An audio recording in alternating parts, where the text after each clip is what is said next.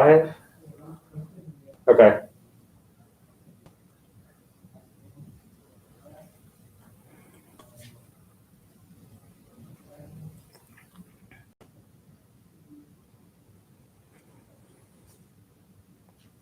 Hey, Wolfpack community, sorry about that. We had a few technical difficulties, but thanks for coming into this live stream for Wicked Problems Wolfpack Solutions. My name is Natalie Seymour. I'm a Food Safety Extension Associate in the Department of Agricultural and Human Sciences in the College of Agriculture and Life Sciences. I'm really excited to host this conversation today. Our guest is Dr. Ben Chapman. He is a professor and food safety extension specialist for the state of North Carolina. Thanks for being here, Ben. Thanks, Natalie. So just to remind you guys, put your comments, questions, thoughts in the chat box. We'll get to as many of your questions as we can. But Ben, before we get started, could you give a little bit more background about what you do and about the podcast that you recorded? Sure, absolutely. So in my normal time, if I go back to the last What is normal? Yeah, if I go back to the last year, I really focus on food safety issues for lots of different areas of the food system here in North Carolina, restaurants being one of them. And I work with restaurants on best ways to handle food safety in a daily situation. During the start of this pandemic, I got a lot of questions about how do we manage food? Is SARS-CoV-2, COVID-19, is this a food safety issue? What should we be doing? And so the idea behind the podcast was really to tell the story about what's happened in the restaurant industry over the last 5 or 6 months, but not just me telling the story. I really wanted to engage with people who I've worked with to tell their story. And so I talked to a manager of a cafe in Raleigh. I talked to someone from our state Department of Health and Human Services. And then I talked to a couple other people from the restaurant industry who work with restaurants day in and day out, both here in North Carolina and nationally, to understand what it was like for them to go through it and give their perspective. Yeah. That's great. So just another reminder, if you haven't already, put your questions in the chat box, comments, all that kind of stuff. We'll get to it, but I have a couple for you to get started. So I have a question from Luke. Do the health precautions taken by the food service industry for COVID-19 reduce the risk of other food safety problems that would normally be of greater concern? Oh, this is a really good question. A great place to start. Yeah.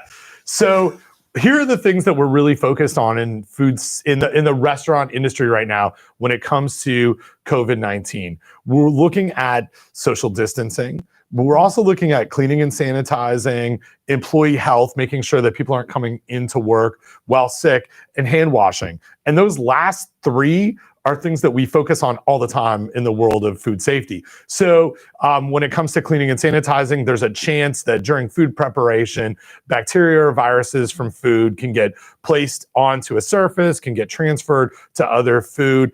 And the normal things that I worry about, the non-SARS-CoV-2 aspect, things like norovirus, E. coli L157H7, salmonella, cleaning and sanitizing can control those. So yeah, I think the increased aspect of focus on that really could impact it. Hand washing and employee health. Also, we really, really worry about that when it comes to something called norovirus. That can be transmitted through food, unlike SARS-CoV-2. So focusing on these areas, many individuals in the science community and the food safety community, me included, we think that this will have an impact on safety. It'll have an impact, yeah. Absolutely. We get people to wash their hands now. Right. Things that we've been worried about for a long time. Now it's right in the forefront of what we're doing. So hopefully, and it's a great question from Luke. Yeah. Got another question from Chelsea.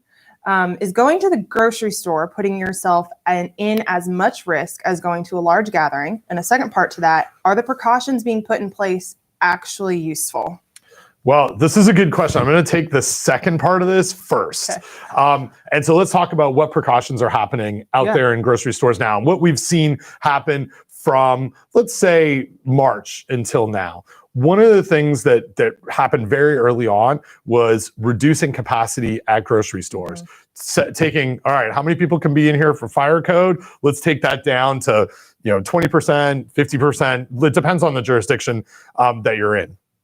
The number one thing, and this is something that I talked about on the podcast, the biggest thing that we worry about in the world of SARS-CoV-2 in this COVID-19 pandemic is being around other people. So the precaution of reducing the number of people that you're being around in a grocery store, just chances that you can interact with people really is important and is effective. Yeah. Other things that we've seen at grocery stores that that we're really focused on are things like putting up plexiglass at cashiers, areas where we're not spending a lot of if we're spending any additional time, it's at that transaction, but it's still a very small amount of time. And then extra cleaning and disinfecting of high touch surfaces, cart wipes, the plastic over the card readers. Absolutely. Kind of all these things are trying to, if the virus is there, we're trying to eliminate it. And thinking about communication to people about, if you're sick, if you have symptoms, please don't come into the grocery store. Same thing to employees. Those types of aspects, those aspects of precautions are all very effective. One thing that I haven't talked about as well are cloth face coverings. And so this is one that I think, over the last 6 months, it's something that we talked about really early on in the world of food, because we saw clusters of illnesses happening at meat and poultry plants where it's really difficult to not have close contact, just the nature of the job. In a restaurant, similar things. And so probably this is one that I really sort of like to highlight, that we do have a lot of good data that wearing a cloth face covering, wearing a face mask can really reduce risk. And probably my favorite example of this is something that CDC, Centers for Disease Control, published a few weeks ago, not in a grocery store, but in a salon. And in this salon, over 130 people visited 2 stylists. And it turns out those 2 stylists, everybody was wearing masks. The stylists were wearing masks. It was required for patrons to wear masks. But it turns out that those stylists were positive for COVID-19. And the most sort of, I guess, amazing part of this, this cluster, it wasn't a cluster at all, is that no one got sick. The 2 individuals who were working got sick. They were in close contact with these individuals. Everyone was wearing masks, and there wasn't a transmission of the virus. And so to me, that's one of those precautions that really does have a lot of data on. Yeah, and that can translate to a food environment, right? Like, you're not going to be that close to someone at a grocery store. You're not going to be that close to your server at a restaurant. So if people are wearing masks, that's a good precaution. Absolutely. So the other part of Chelsea's question, though, was, is it as risky as going to a large gathering? So if we're talking like a wedding or something like that, like, you're probably not at the grocery store for 4 hours, talking to everybody and dancing. What is your take on that? Right. Absolutely. I think what we have seen with these large gatherings, birthday parties, weddings, funerals, other get-togethers, is that those have been the source of multiple clusters. People are around each other, as you said, for a long time.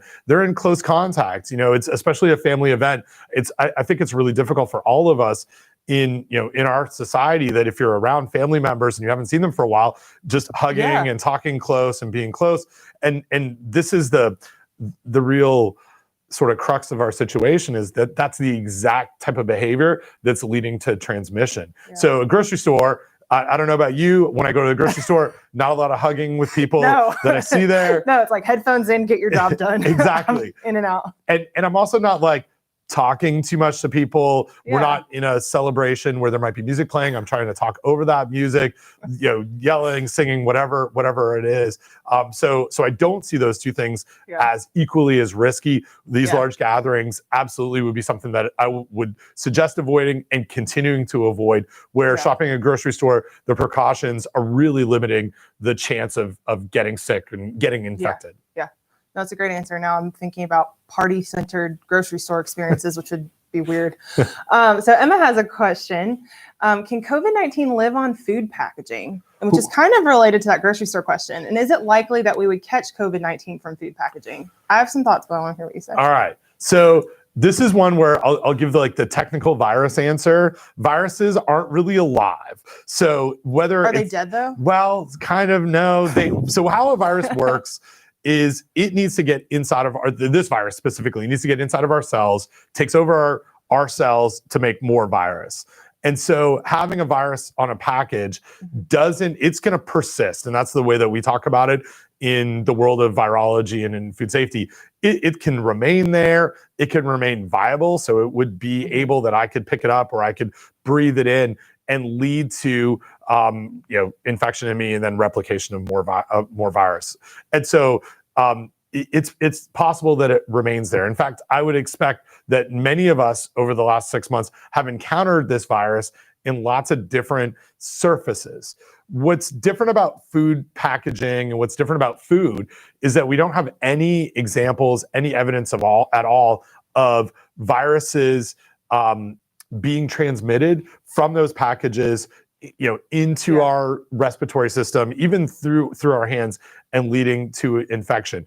And we have seen many illnesses in food processing plants. Mm-hmm. So it's not to say that it's not possible. We just don't have any examples of it, and it's certainly not the highest risk way of people getting sick. And so so that's like our epidemiological story around it, this history of we're looking over and over again of what are the factors that we are linking to these clusters, and over again we're seeing people not packaging. But there's a secondary aspect here as well, which is the virus biology and how we get the where food goes in our body and where food should go in our body, and what happens in a moisture droplet situation when people are talking or spending a long time close to each other. And when it comes to food or food packaging, I might handle it, and maybe there's a virus on my hands, but I can wash my hands and take care of it, or use hand sanitizer.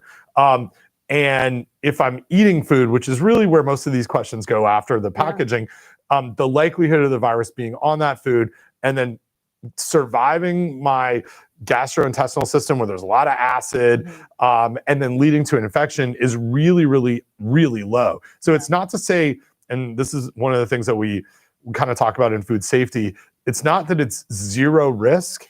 There's nothing that's zero risk, but we're talking like a lottery, winning the lottery type of situation. And when we're seeing clusters of illnesses around people being close to each other, those are the areas that we really want to focus on. Yeah, absolutely. So we have another question from Emma about restaurants. Does eating food prepared at restaurants increase your chance of getting the COVID-19 virus? So I'm going to answer this in a way probably that Emma wasn't thinking about.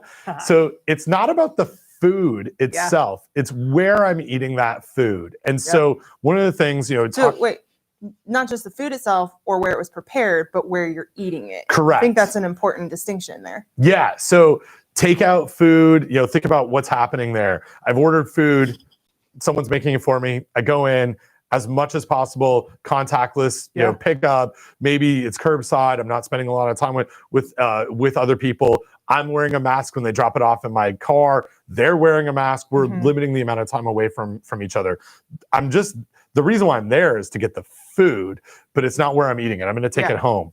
If I'm going into a dining room, it's a step up in risk. Can I limit the risk? And this is, a lot of the stuff that I talked about in the podcast was how risk is getting limited, training employees on wearing masks as a server coming to my table. Instead, if we go back a year where that server from a customer service standpoint might want to spend a lot of time talking to me as a customer, making sure that I'm having a good experience, telling me about specials. Now, things have really changed in risk reduction. So Emma's question is about like eating the food, and I'm thinking about it as, well, how much time am I spending around people who aren't in my household out, and what kind of physical and social distancing is happening?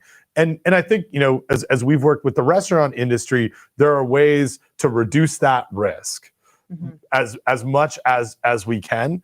But still, things like takeout, pickup and delivery really are the least risky ways for us to get food from a restaurant, because I'm not spending time with people and I'm going home to consume it. Yep. So take home is that the virus isn't something we're likely to get from food, and more where you are eating that food and not where you got that food. Because every time I've gotten takeout, I've been in the building for maybe 45 seconds. It's like get in, get out. Anything. And limiting our time around other people. Yeah, absolutely. So got another question from Declan. Given the current state of North Carolina with the cases still rising, is outdoor dining safe even if the tables are socially distanced? Whew. Good question, Declan. You guys are asking Yep. phenomenal questions today. So one of the benefits that we have with outdoor dining, and Declan sort of alludes to this in his question, is that we're not limited by walls. We can really start to spread out much, much further. One aspect that we've seen, and talked a little bit about this in the podcast, but one aspect that we've seen that we don't have a whole lot of data on yet, but I think is something that we're continuing to look at, is this sense of the virus being aerosolized and moving in an inside environment because of airflow and HVAC systems, air conditioning. As we get into air conditioning here in North Carolina right now, as we get into the winter, It is essential. it is absolutely essential. But as we get into the fall, heat and vents around heat are also going to be something that we have to really Any think sort about. of closed circulation system. And it's really thinking about like forced air, where you and I might be sitting at a table with each other. One of us is asymptomatic, and someone who's a table away but is downwind of the vent, because I might be asymptomatic, I can be basically spreading these moisture droplets past you to someone else. Where outside, it's not a consistent one duration of wind, of air movement. But this is one that I've thought about quite a bit, and I don't think the data is quite there yet. But a windy day, we're going to get into we're in hurricane season. We're in a situation where tropical storms are forming. But on a windy day, outside at a patio where it's one direction of wind, now we're in almost the same situation as what we were inside. So it's not as simple as inside, outside. It's kind of all the different factors in eating in that environment. No, that's a good answer. It's one of those, it's just going to depend a little bit, huh? It is. All right. So I have another one from Jeffrey. When it comes to your field of study, which part do you find the most difficult to manage, the people or the food? Oh my gosh. I think I know what you're going to say. It's really some fantastic questions coming in today, and I wish when I was earlier in my career I had these questions to help direct me a little bit, because it for sure is the people. It is absolutely the people. Food doesn't do anything on its own. No, ever. The bacteria. If it doesn't, then you shouldn't eat it. Right. The bacteria and viruses that get there are really only getting there because of people decisions. And the very easy one is hands, or employees that show up to work while ill and they're working and placing that virus or other or bacteria there, or not cooking foods to save temperatures. But that's a people decision. Even if we go all the way back to the farm, where sometimes when we see like romaine lettuce, other fresh produce being linked to foodborne illness, it's people decisions, managing water, managing animals. And so absolutely the hardest thing to manage in food safety are people and their behaviors. And really trying to connect with them on what's the best way to reduce risk. And one of the challenges that you and I both see as we work with the food industry is the people that make our food don't have really a connection to us. Right. In a restaurant, they're a little closer, but if they're back at house, they might never see the people who are sitting at the table. And exactly. And if you don't get sick right then. Right. If you make, and if there's an illness, it's 2 days later or whatever the time is. So that's always been one of our challenges, and will continue to be, is how do we work to convince the people that are making food that the customers or the consumers that are going to consume the food that they make in a food manufacturing plant, that it's important for them to keep vigilant on food safety all the time. But it's a fantastic question. That's a hard one too, because people don't even do the same thing every single day, right? What they're going to do with the food is going to be completely different on their mood and everything else that's going on. So it's a lot of hard questions. Yeah. All right, we got another one that should be a little easier. Okay. This one's from NA. Should we have adopted certain procedures that have recently become required in restaurants earlier?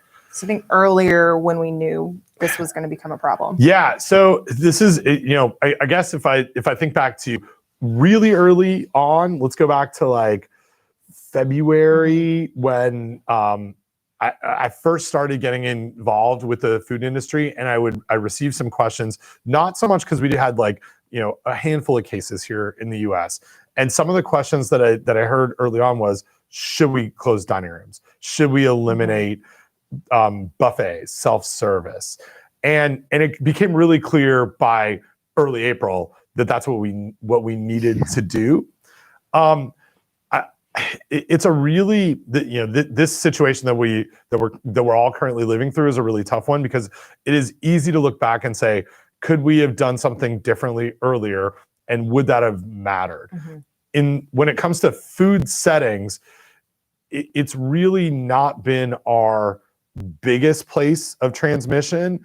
It's these other areas that we talked about with one of the, I think it was Chelsea's question, where we're talking about other gatherings, social gatherings, just being in houses in a social area together. And doing a lot of the social distancing earlier certainly would have reduced our impact. But when it comes to food, it's a really tough one. If we had bought ourselves time going back and closed dining rooms earlier, would it have mattered? But I think back on that, I ran I was part of a webinar for the National Restaurant Association. So one of the individuals I talked to as part of the podcast, Larry Lynch, is someone who runs food safety for the National Restaurant Association. He and I did a webinar back in early March, back before even the WHO had declared SARS-CoV-2 and COVID-19 as a pandemic. And we had 13,000 restaurant operators and employees on this webinar. And we were debating what to do at that time on, should you just eliminate a salad bar or condiment stations? And clearly now I think we would have made different recommendations based on where we are going. And that's kind of the difficulty in an emerging outbreak. We're all learning it at the exact same time. Yeah. Okay. We have another really good question from Thomas. So in your professional opinion, how do you think COVID-19 is impacting the homeless population food-wise around North Carolina? And what could improve the situation without breaking social distancing guidelines? Cool. So they're on it today. Yeah. So Thomas, for Thomas's question, this is something that I did have, it did come up very early on. In the first couple of weeks of the pandemic, we had heard in the food safety world about food banks and food pantries throughout the US refusing food from what had then been termed as high-risk areas for COVID-19. Which was like 2 weeks before we were high risk. Right. And before everyone was yeah. And so there, that led to I think some fear around how to handle food in these situations. And it wasn't just the food, but it's, to Thomas's question, volunteers that are working in food pantries, volunteers that are working with food banks, moving food from many of us who are more fortunate to those who don't have food sources, became a question of like, how do we even do this? And one of the other, so the end of that quick story is really that I was able to work with a bunch of food safety people throughout the country and actually internationally to sign letters to sort of say, this isn't something that we see as any risky than food that we would get in normal times. And the bigger risk is that people won't eat. Exactly. And we know for sure what will happen if people don't eat. Right. Yeah. And then we had to fast forward a little bit to start thinking about, well, how do we manage our emergency food settings in North Carolina? And I would say that not just with the homeless population, but we've seen just a tragic and shocking economic impacts of this pandemic, leading to higher unemployment, which ultimately leads to less food dollars being available for many families in North Carolina. And so putting the stress on our emergency food situation, as well as the volunteers who are largely there in that system, are high-risk individuals themselves. So I think that this pandemic continues to have a massive impact on our emergency food settings, and will have just tragic, long-lasting impacts on our not just homeless population, but those who struggle with food, who have homes, as we go forward. And I think it's really important for us within the food industry to continue to make sure that that's a priority for us as we go forward. So I don't have any magic answer to the question other than I really think that this will be one of those, for many of us, impacts that we're not seeing on a daily basis that we have to continue to think about. But to not leave it as something that's just really sad, we have seen a lot of progress and a lot of innovation in other mass food distribution types of scenarios, right? Yeah. So like part of with public schools, there's a lot of kids who rely on school nutrition for breakfast and lunch, and seeing how they transition to try and get food out into communities,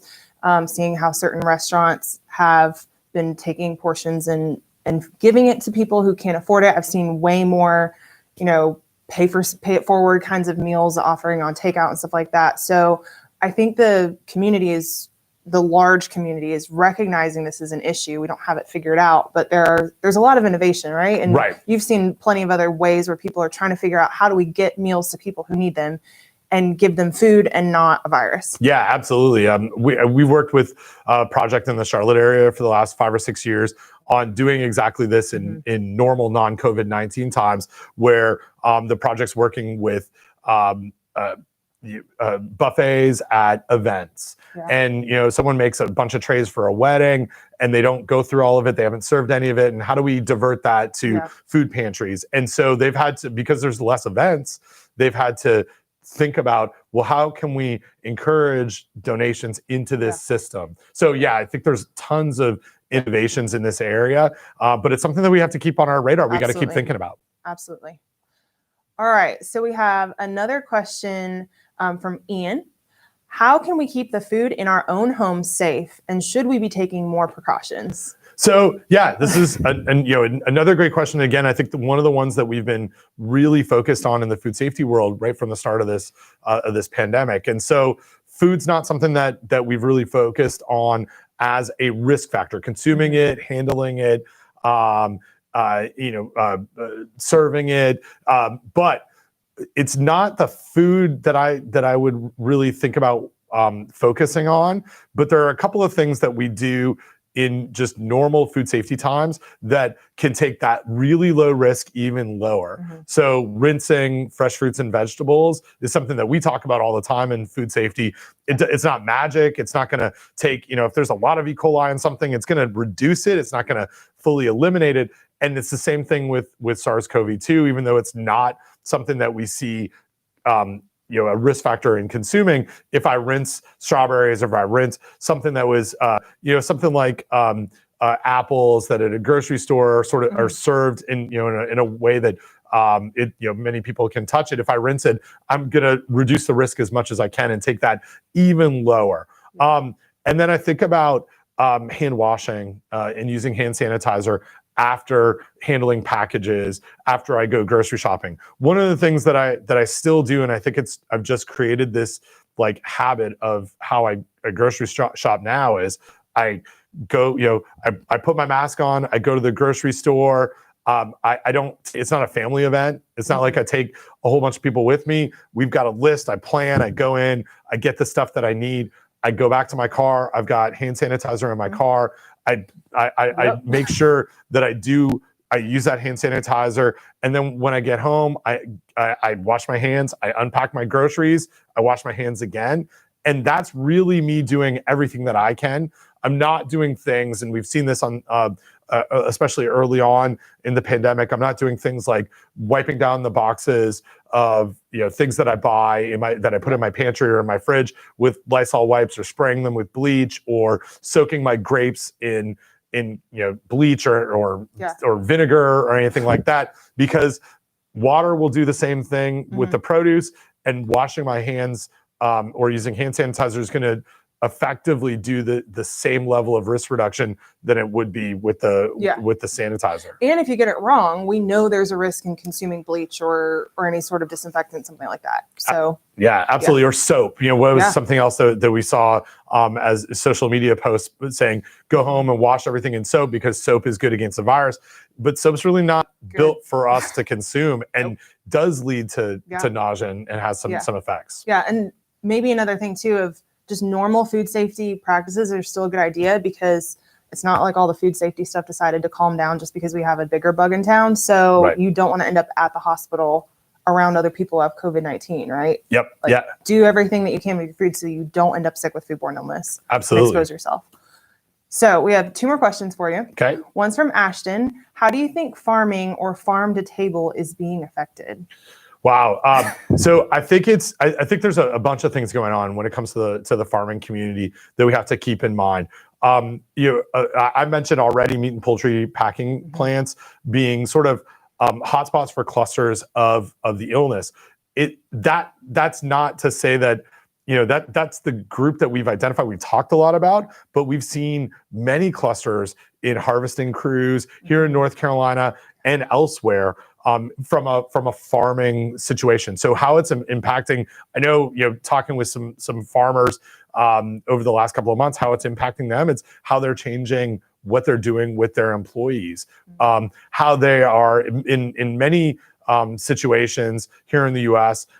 We have our harvesters are often coming from other countries. They're on specific visas to be just sort of amazing employees to help us get food that we get. They often live together. And so changing how we address that situation of people working together and living together and eating together all the time, it's really the ideal situation for virus transmission. So I think it's really impacting on how we manage that. Fast forward a little bit, I think from a local food standpoint, we're also seeing a lot of people moving into going to the farmer's market for food because it's an essential business. So really changing how we focus on, I don't know if you've been to a farmer's market over the last couple of months, but stalls are not right next to each other. We're seeing arrows on the ground. A lot of social distancing. So I think it's really impacting that and will continue to impact at least for the rest of this growing season and probably into next. Yeah. You good for one more? One more. All right. Gracie has a question. What do you foresee being the long-term impact, positive or negative, on the food industry post-COVID-19? Oh, so this one's big. Yeah. So one of the things, I alluded to this a little bit in the podcast. One of the things that we've seen that is really different about this outbreak that has not been something we focus on in food safety is we often really concentrate on what someone's doing when they're preparing food and what they're doing in the food business, right? Wash your hands, make sure that you're cleaning and sanitizing. Those are still important things, but this pandemic has really exposed the importance of how we communicate public health to everyone when they're not at work. And how do we help change our living dynamics? How do we help change all of the things that are leading to the facilitation of virus? And so I do think that some of the long-term health or long-term impacts that we'll see that are positive are just a recognition that it's important that we pay people when they're sick for not working because they really are. That's an important aspect of what we've seen that's led to clusters here. Food industry, most employees don't get sick days. Right. And I think that this public health aspect has really changed that. I think the other thing that from whether it's all your perspective, whether it's good or bad, but things like condiment stations, condiments on tables, reusable menus, cleaning and sanitizing, cleaning and disinfecting of those, and then self-service salad bars and buffets. I don't think that they're going to look the same as they did in 2-3 years from now as they did in January. And I think we'll think about how do we not have people gather and wait in line there? How do we really focus on risk reduction in those settings? And so that's something that I don't think the food service industry is really grappled with yet. They've eliminated them, but so many businesses existed just in that sort of sector, and so I think there'll be changes in that area as well. And it's putting more responsibility on the customer now, right? Absolutely. Everything used to just be, did the business have everything in line? Now it's, don't come if you're not feeling well. Yeah. So there's a lot. Which is something that we had never talked about before. Right. Yeah. Any final thoughts? No, just I've mentioned the podcast a couple of times. Reminders for the Wolfpack community that if they want to check out that podcast as part of this class, it's there. And no, thanks for hosting me today. Absolutely. Well, thanks for tuning in, Wolfpack community. You have some great questions. We're really excited that you joined us, and have a wonderful evening.